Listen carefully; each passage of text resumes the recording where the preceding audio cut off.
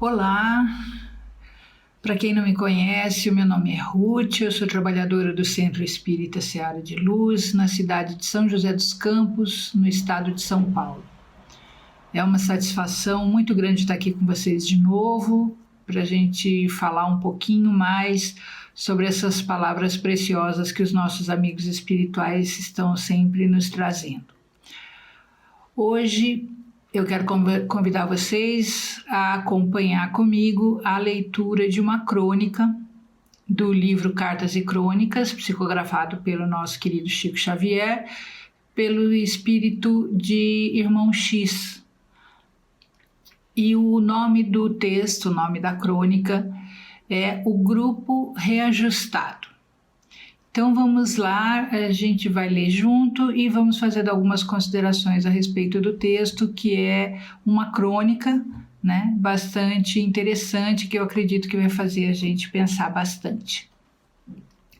Então, o texto começa da seguinte forma: Instalara-se o grupo de aprendizes do Evangelho rogando trabalho.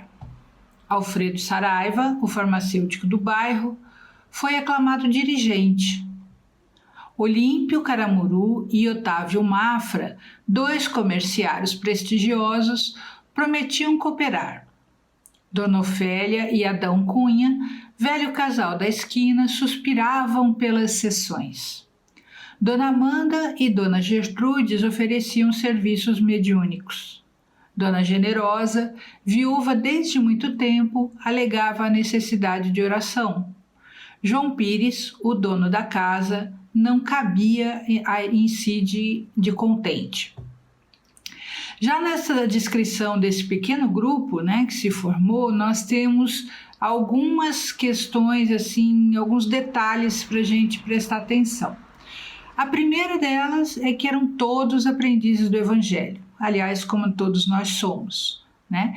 Então, todos esses aprendizes, né, todas essas pessoas rogavam trabalho, ou seja, o grupo estava reunido com o intuito de trabalhar pelo bem, né, colocar em prática aquilo que nós aprendemos através do estudo do Evangelho. Então todos eles rogavam trabalho.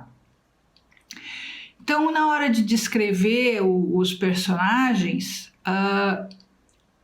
existe uma certa organização do grupo, né, que o Irmão X faz, quando ele diz que o Alfredo Saraiva, que era farmacêutico, foi aclamado dirigente do grupo.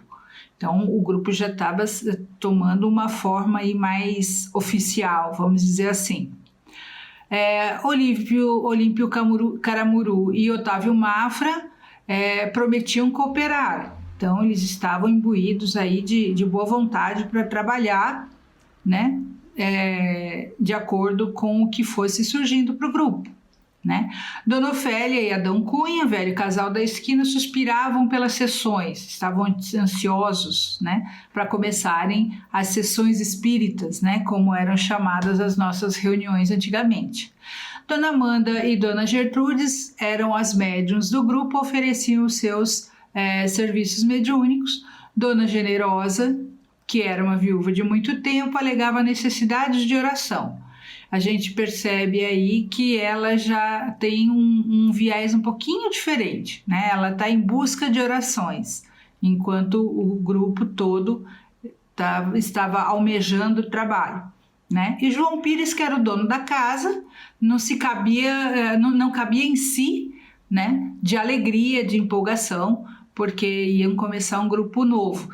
E antigamente era muito comum que os grupos espíritas começassem através de reuniões domésticas, né? A maioria dos centros espíritas começava com reuniões domésticas, grupos de amigos, conhecidos que se reuniam para estudar o Evangelho e assim iam desenvolvendo outras atividades até que aquilo se transformasse realmente numa instituição espírita, né? Num centro espírita, e fosse formalizado, fundado, enfim, uma casa espírita. Então isso era muito comum, por isso João Pires era o dono da casa e estava tão animado, né? Eram 9 pessoas ao todo.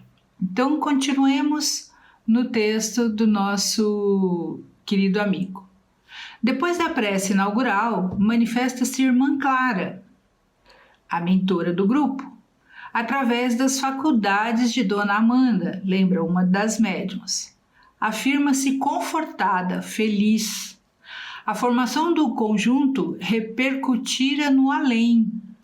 Veja que quando as coisas acontecem aqui na Terra, aqui no mundo da matéria, quando se pensa em criar-se uma casa espírita, um grupo de trabalho espírita, essa intenção, esse pensamento, ele já repercute na espiritualidade, né? Eu acho que deve tocar um sininho lá em cima e falar assim, olha, tem um pessoal aqui querendo trabalhar, vamos dar uma olhada no que eles estão querendo fazer, né? Então, está se formando aí um novo núcleo de estudo e de trabalho espírita. Então, ele diz lá que a formação do conjunto repercutira no além.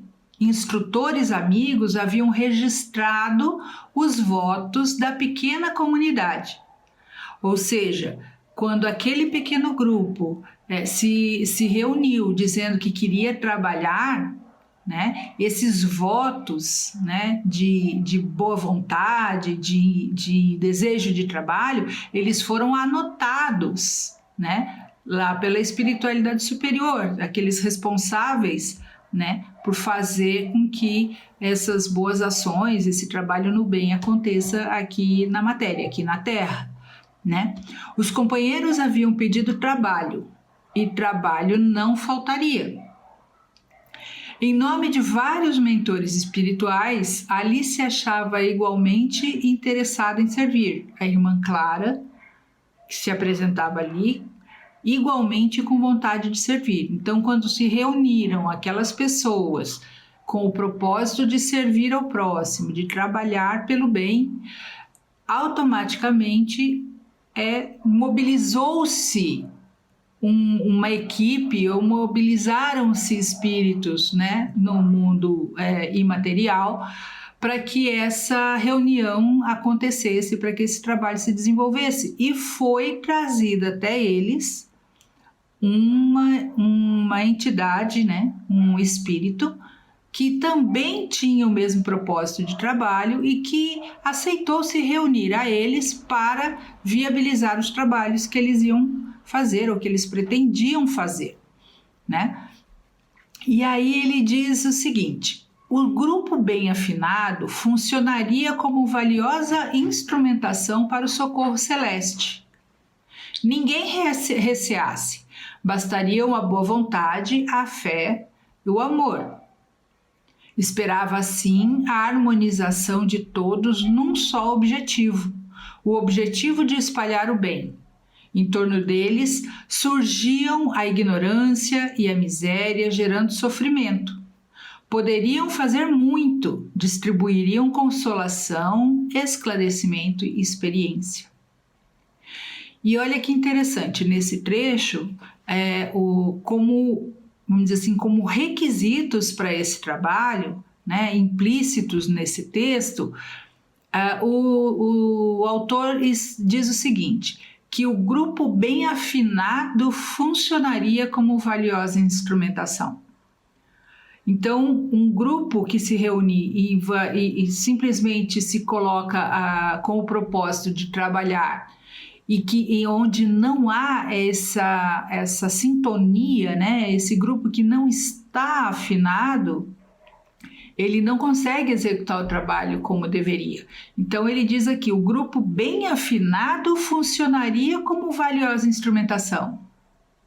É necessária essa sintonia, é necessário que o grupo esteja afinado para que a instrumentação aconteça, né? Para que o trabalho aconteça através deles, para que eles se tornem as ferramentas adequadas, né? E valiosas para o serviço, para o socorro celeste. E aí ele continua: ninguém receasse, bastariam boa vontade, fé e amor.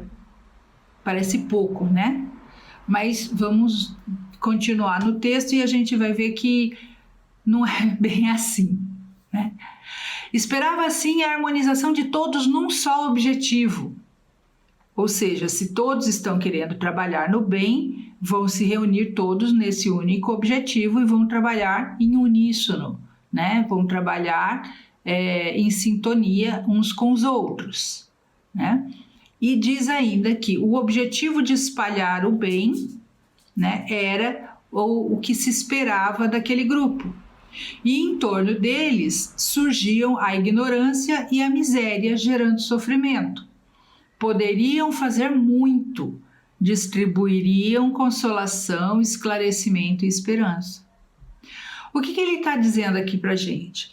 Que quando as pessoas se reúnem com o intuito de fazer o bem, de trabalhar pelo bem, de contribuir, né, de alguma forma para o bem, é natural que surja, assim, quase que automaticamente no entorno dessas pessoas, os necessitados, né? Então ele diz aqui que em torno deles surgiam a ignorância e a miséria, gerando sofrimento.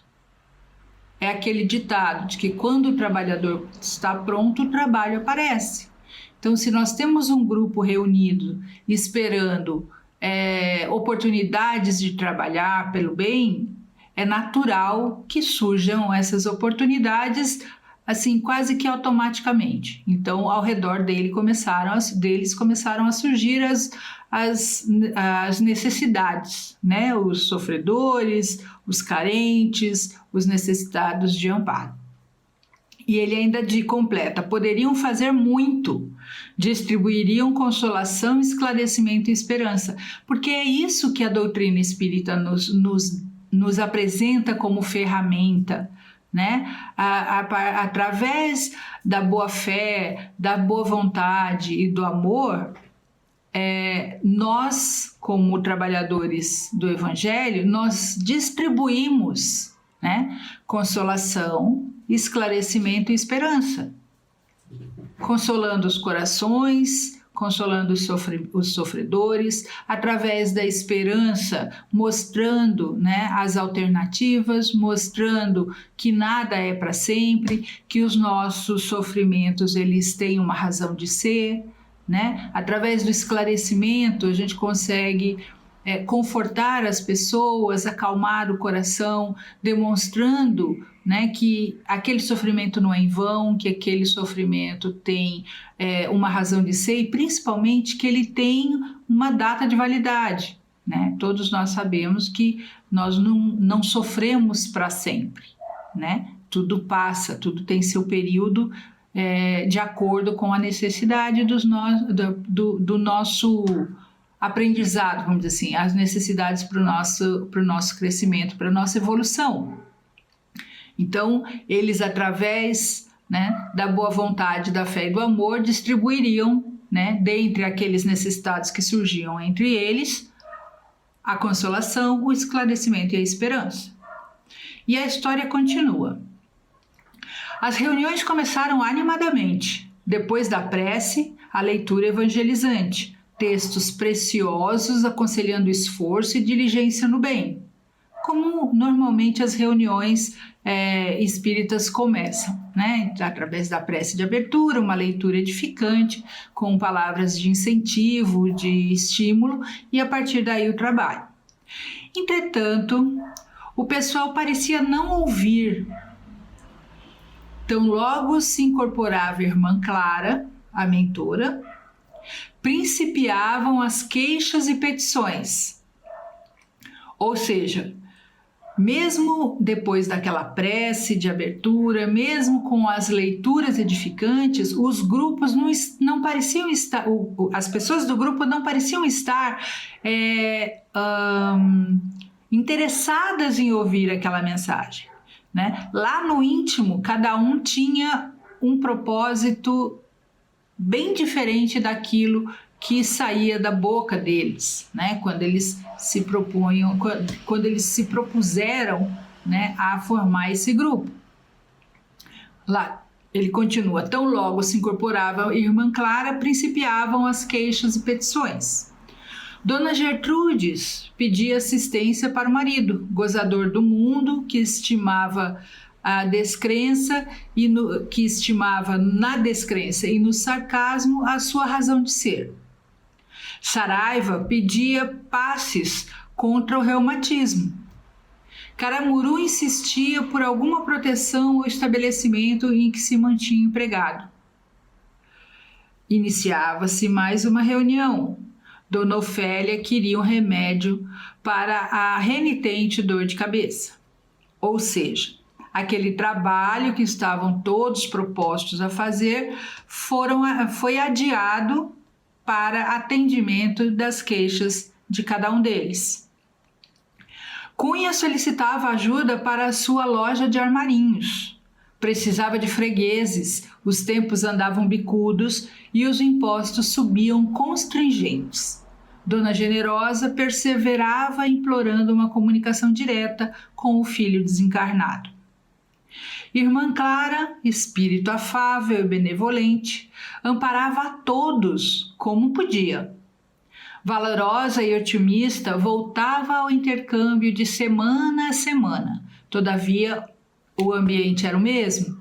Ou seja, não importava a dedicação dessa irmã desencarnada, não importava o propósito que havia sido aventado lá atrás, quando se formou o grupo, não importava o esforço dela em atender ou de auxiliar de alguma forma essas pessoas, as queixas se repetiam, né? O caráter personalíssimo da reunião se perpetuava, né? E semana após semana o ambiente não mudava, o ambiente continuava o mesmo. A irmã Clara, lembrava a necessidade de receber... Safra lembrava, que é um dos integrantes, lembrava a necessidade de receber uma medicação eficaz para a perna direita.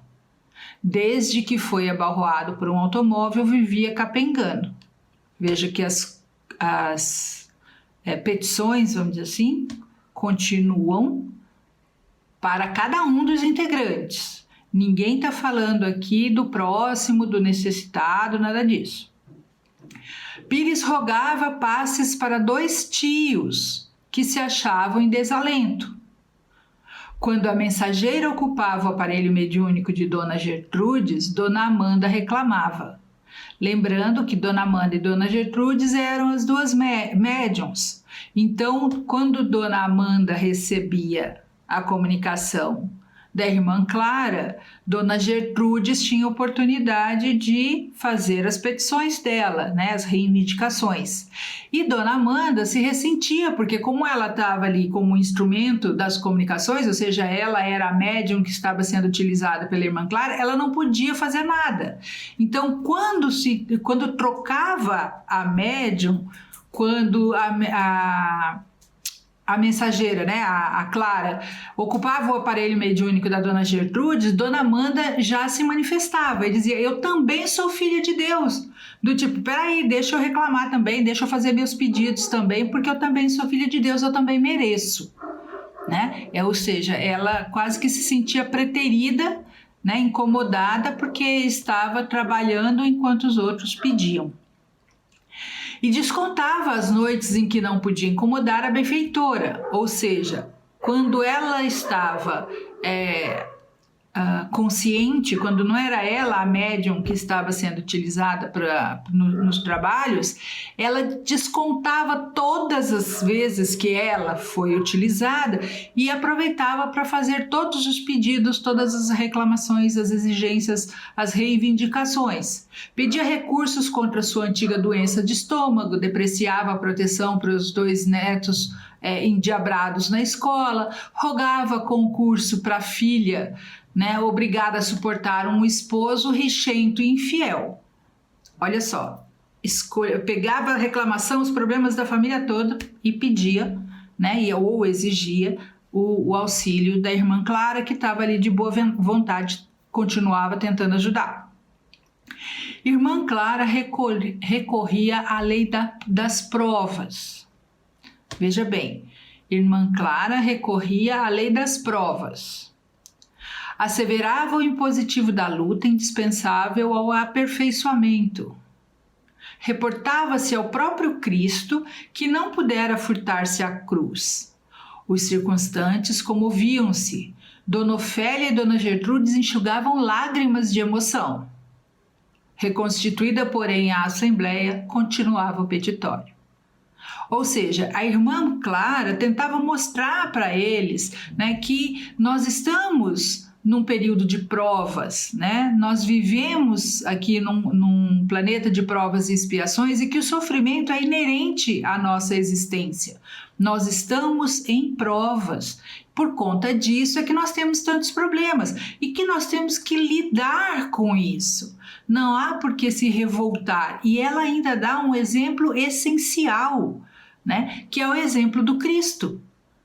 Cristo, que era o Cristo, não se furtou a cruz, porque nós seríamos poupados, né, do sofrimento. E aí, depois de enxugar lágrimas, de ficarem emocionados, voltava a tudo de novo, começava novamente o petitório. Caramuru dizia-se fatigado, não se aguentava sobre as pernas. A dona Amanda lamentava-se da gastrite. Mafra declarava-se cada vez mais coxo, lembra aquele que machucou a perna. Quando o grupo completou o 10º aniversário de existência, veja, 10 anos, né? Há 10 anos atrás eles tinham dito que queriam se reunir para o trabalho. Então, quando o grupo completou o 10º aniversário de existência, a orientadora espiritual notificou que tentaria começar a obra de caridade no círculo de trabalhadores. Reuniria os pensamentos dos amigos numa só vibração e otimismo e confiança a favor de velha irmã enferma. Deviam estar habilitados à prestação do auxílio, que todos orassem e se fortalecessem mentalmente cooperando. Veja que interessante, depois de 10 anos, a irmã Clara falou assim, bom, vocês já tiveram 10 anos aí para se resolverem, para aprenderem, para praticarem. Agora nós vamos efetivamente trabalhar pelo bem de uma irmã necessitada. Então, já estaria na hora, né? Eles estariam teoricamente prontos para o trabalho efetivamente. E aí ela diz que precisariam estar em uma só vibração de otimismo e confiança, pediu que orassem e se fortalecessem mentalmente, né, para a colaboração. Chegada a noite do serviço, Clara compareceu esperançosa. Pela primeira vez a protetora pediu, veja, em 10 anos ela só atendeu pedidos, foi a primeira vez em 10 anos que ela pediu alguma coisa para o grupo. Rogou a todos a necessária concentração espiritual de energias em benefício da doente. Ela, Clara, seria a portadora das forças curativas para a pobrezinha. Veja, ela aproveitaria a vibração, os pensamentos positivos, a sintonia, né, que deveria haver nesse grupo. Ela utilizaria essas energias para cuidar daquela pessoa, para poder auxiliar aquela irmã necessitada. Então, ela seria a portadora das forças curativas. Ela colheria do grupo essas forças e ela seria a portadora que levaria até aquela irmã necessitada o que ela precisava.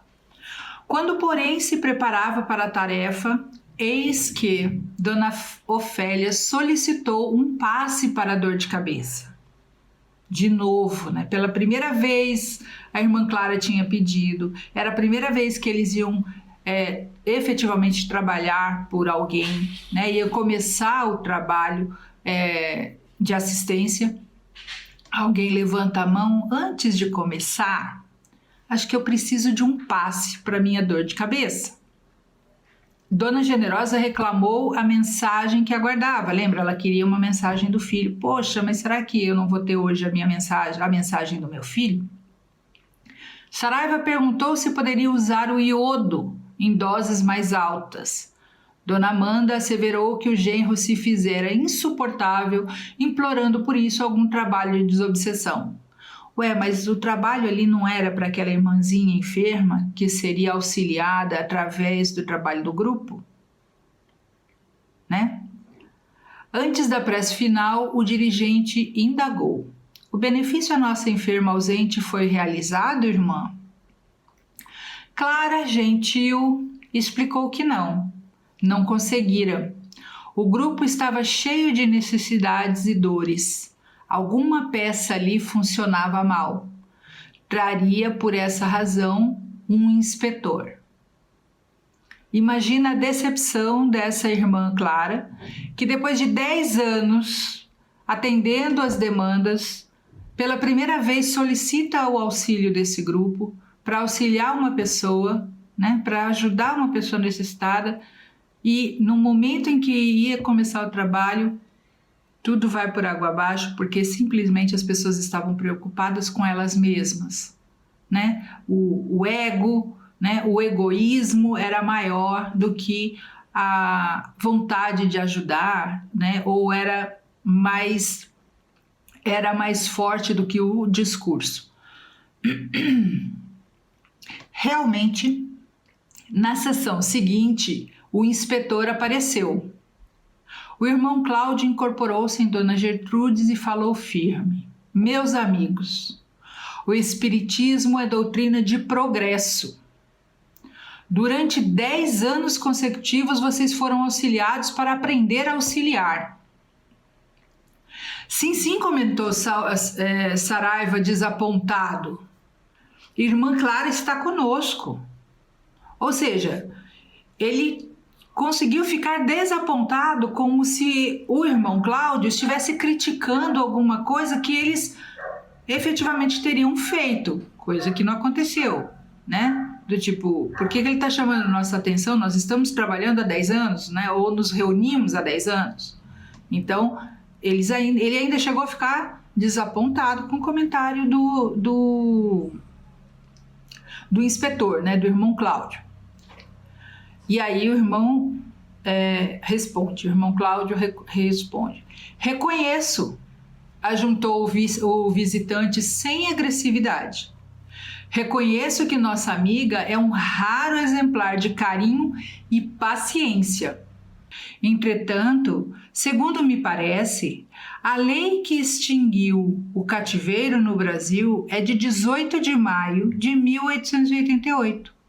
Clara é nossa irmã, não escrava. Esqueçamo-nos um pouco, arejemos a cabeça para que o coração consiga trabalhar. Quem realmente pratica o dom da caridade, encontra caridade para si. Veja a chamada, né, o puxão de orelha que o irmão Cláudio deu em todo mundo. Irmã Clara não é escrava, ela não está aqui para ficar servindo vocês. Apesar da paciência e do bom coração dela, ela não está aqui para isso, né? Ele ainda fala da questão da abolição da escravatura no Brasil, né? Ou seja, escravidão não é admissível, né, como o que estava acontecendo com a irmã Clara. E ele ainda recomenda: esqueçamos-nos um pouco, ou seja, vamos deixar o nosso eu de lado um pouquinho, né? Arejemos a cabeça para que o coração consiga trabalhar, né? Esqueçamos os nossos problemas para que a gente possa trabalhar pelo próximo. Quem realmente pratica o dom da caridade encontra a caridade para si.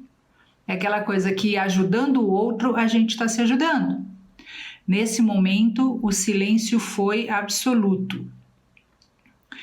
E depois de algum tempo, aquele silêncio, todo mundo muito constrangido, né?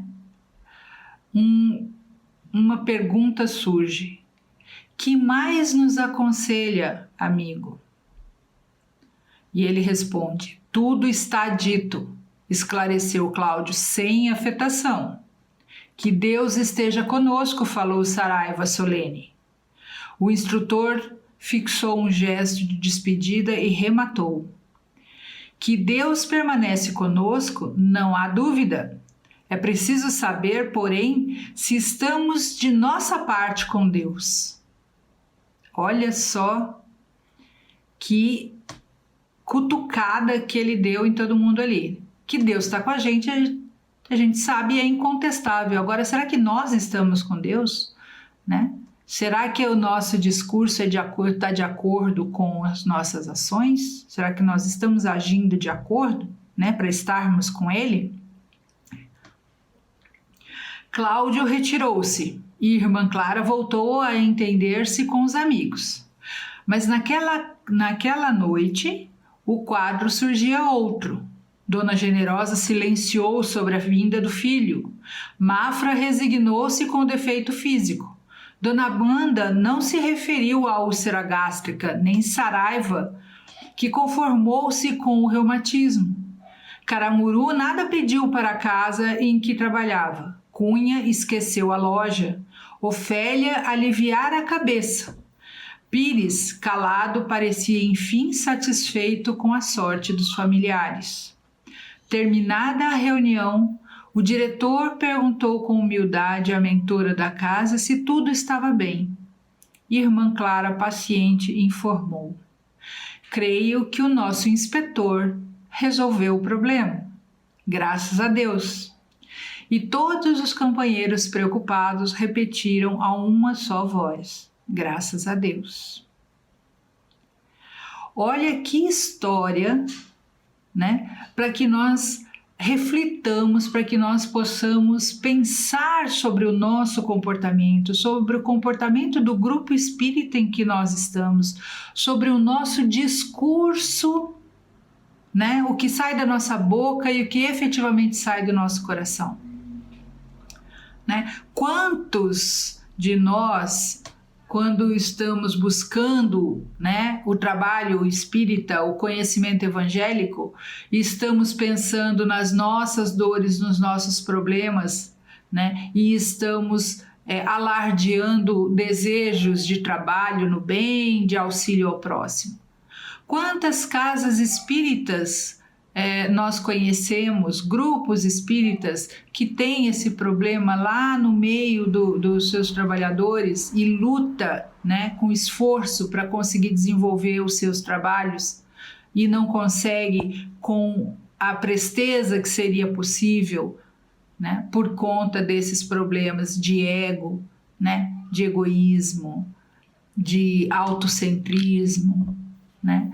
Então, essa crônica, ela vem nos trazer essa reflexão e eu acho que é muito importante que cada um de nós olhe para dentro de si, faça uma autoanálise para ver se consegue identificar algum desses personagens, né?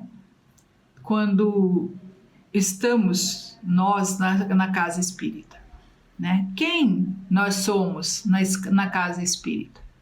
Então eu quero deixar para vocês essa reflexão, né? Para que a gente, na hora que colocar a cabeça no travesseiro, pense um pouquinho o que a gente pode melhorar na nossa conduta enquanto trabalhador espírita, enquanto frequentador da casa espírita, e dessa forma nos tornarmos instrumentos melhores, né, na seara do Mestre Jesus. Agradeço imensamente a atenção de vocês e agradeço, acima de tudo, ao nosso Mestre querido, a Deus nosso Pai, pela oportunidade de troca que nós estamos tendo nesse momento e as bênçãos que abundantemente se derramam todos os dias sobre nossas cabeças, sobre nossos corações, pedindo a esse Mestre amado que esteja sempre conosco, nos acompanhando, intuindo e orientando na nossa jornada. Ser conosco, Senhor, agora e sempre, graças a Deus. Muito obrigada.